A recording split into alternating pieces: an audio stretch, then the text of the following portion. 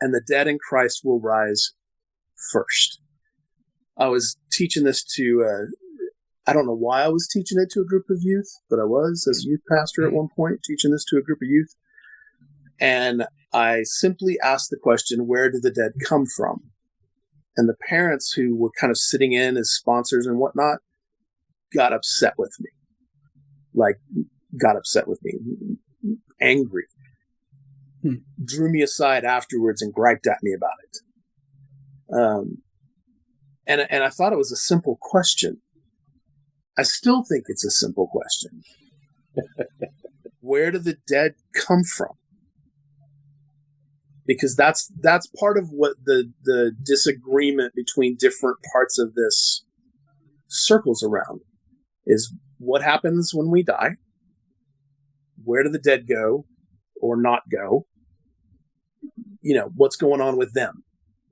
And we're never told 100% clearly, oh, they're here for this long and then here for this long and then they come over here and then we're not told. We get kind of passing references to it because that's not our concern, really. We're the living. Our concern is here. And we have the hope, like we talked about, in the future. But our concern is how am I living right here today? Am I living like Jesus now?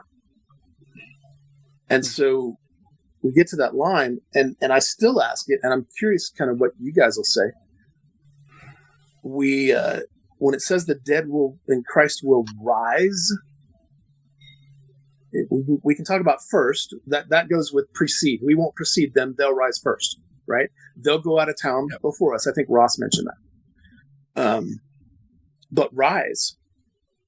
So what's that talking about? If the picture I was always given coming up in an evangelical fundamentalist Baptist church was when Jesus rides his horse down from the sky, breaks the clouds open, and here he comes. There's this whole horde of believers that come with him, the ones who have fallen asleep. They all ride in with him from heaven. I don't know. I'll just be honest. I don't know that that's the case. When it says they rise, it seems to me like that means they rise. It seems pretty straightforward that they're dead, that they've been dead, and that now they are alive again, that they are embodied people again, as we're supposed to be. And we can have all our agreements or disagreements about sort of the spiritual nature of what happens between life right now and life when Jesus returns.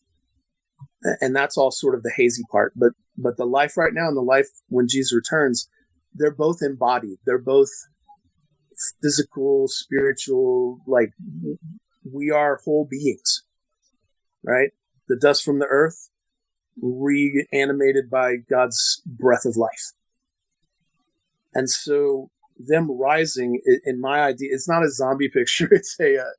It's new life entering these people. Kind of like what Ezekiel gets his, God gives him this vision of the valley of dry bones.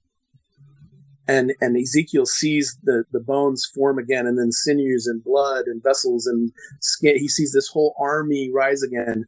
Now, granted, for Ezekiel, that probably may have been a metaphor. He may have understood it as a metaphor for like Israel rising again as a nation of people. Maybe not. I don't know. But maybe. But here I see we're really going to be, all the ones who have died, whether that's all of us or some of us or whatever, will be re-embodied. We will rise re-embodied and then be a part of this procession out to meet Jesus kind of outside of town, to usher him back into town. That's how I understand it.